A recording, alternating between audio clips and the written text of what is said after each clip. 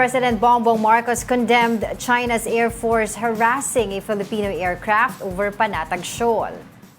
Marcos called China's action as unjustified, illegal, and reckless as it endangered our aircraft undertaking a routine maritime security operation. The president said his administration is committed to proper diplomacy, means of resolving disputes with China. But he reminded the neighbor country to act responsible both in seas and in skies. The Armed Forces of the Philippines reported that 2 Chinese aircraft executed a maneuver and dropped flares that endangered the Philippine Air Force.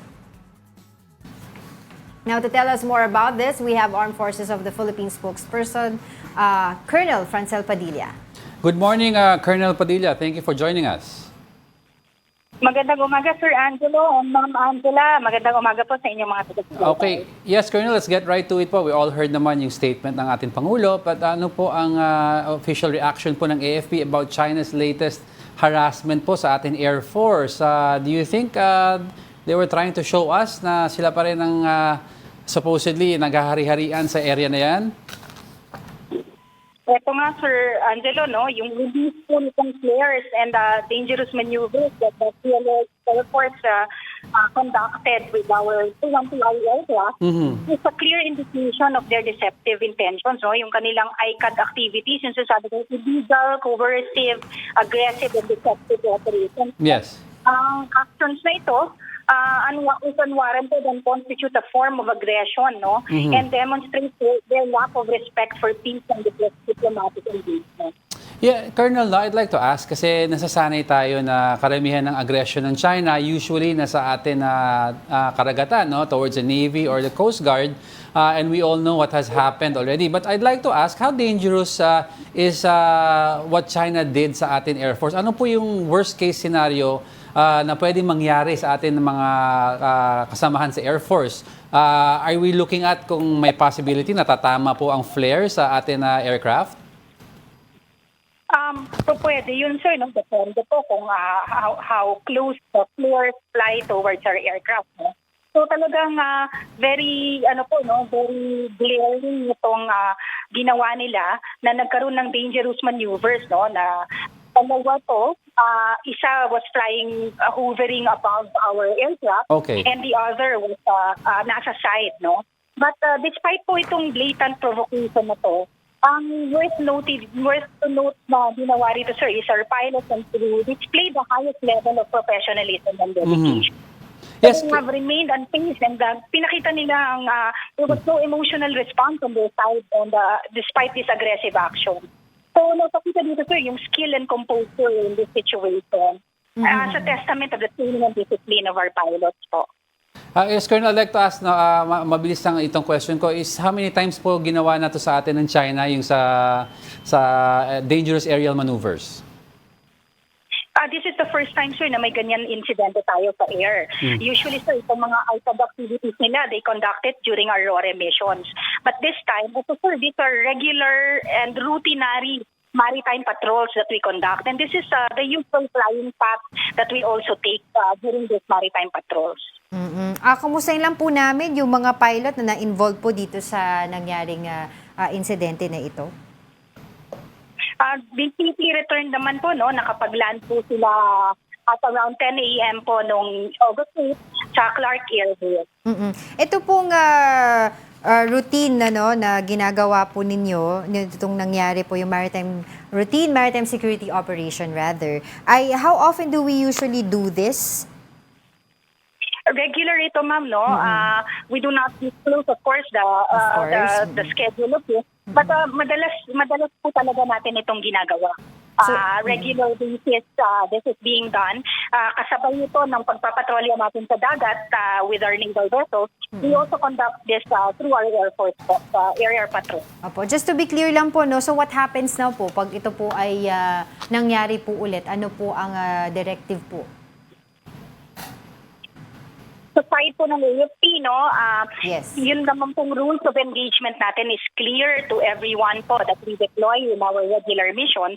And we leave this to the commanders on the ground on how they would be proceeding with the future scenarios. Meron naman po tayong mga risk-based analysis to this, and meron po tayong contingency plans that are in place.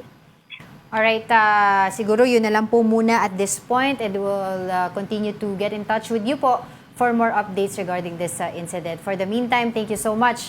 That was AFP spokesperson Colonel Francel Padilla.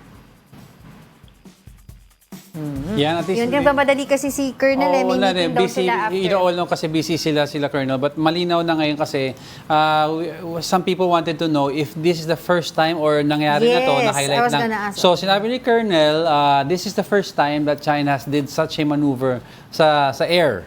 Kasi ang nakasanayan natin sa dagat. So this is the first time they did it. So there were two Chinese aircrafts daw, airplanes that dropped flares, I think, in the pathway or towards the Philippine aircraft. Very dangerous yun. Paano kung na-aksidente sila, what happens now? Oo, kasi iba po yung aksidente sa dagat, iba rin aksidente sa air. Pati ba naman sa air, 'di ba, magkakaroon tayo ng problema doon.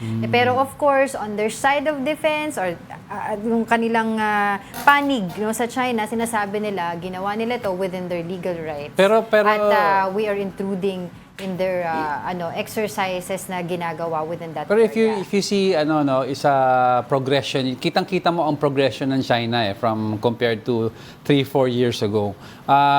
They're escalating, nag-escalate sila sa dagat up to a point na may naputulan ng daliri. And then now they're doing new things already. Sa hangin naman sila nag-escalate. So it's really scary their progression. Parang what do we do to nip this in the bud? Parang sabi nila we should get on the negotiating table. I agree, but wala tayong leverage. Exactly. We need leverage to do that. What do? Do we leverage economic strength? Wala naman tayong economic strength. Do we leverage our military might? Wala naman tayong military might, diba? So what do? Sabi nila, build further ties so that maybe if we go back to the table, baka samahan tayo sa lamesa ng mga partner natin. Oo nga, and tsaka sinasabi din nila, bakit ang Vietnam, 'di ba? We had recently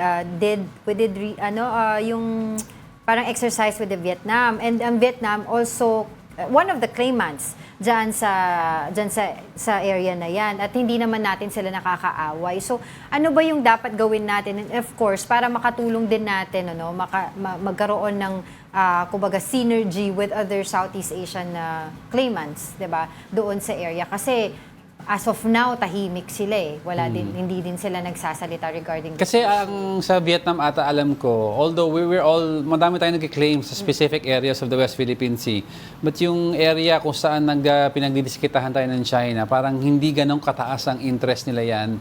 Parang they're looking at yung mga territories nearer to them and in dispute with China and the Philippines. Diba? That's why we need lang yung yung parang yung parang solidarity na mali ba yung ginagawa ng China or not.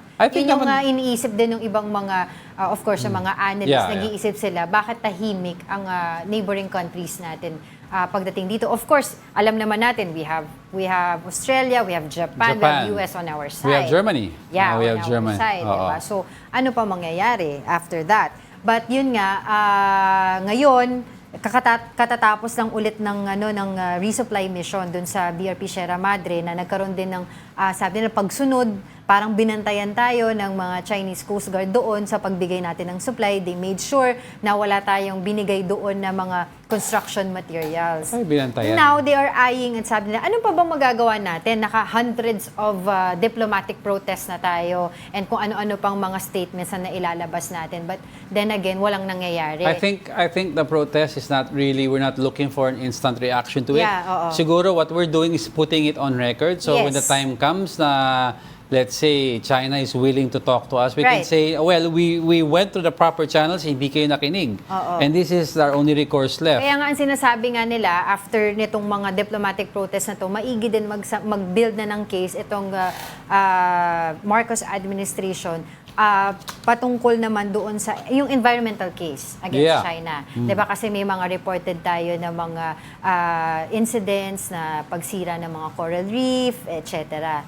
So, yun ang tinitignan nila na pwede din na gawin ng Pilipinas. Pero ang ganda na, tignan mo, si President Aquino, ang legacy niya, isa sa legacy niya is filing yung case sa Hague about the West Philippine Sea. If PBBM files a case, environmental case sa West Philippine Sea, you have an Aquino who filed a territorial case, and you have a Marcos who filed an That's why environmental case. crucial yung magiging presidente mo Next. after PBBM. Sino Kung kaya? i-reinforce niya, kung let's say for example nakapag-file nga sila Continuity. ng case. Continuity. Kasi that's what happened kasi before when late President Noynoy Aquino filed the case, arbitral ruling, nanalo tayo.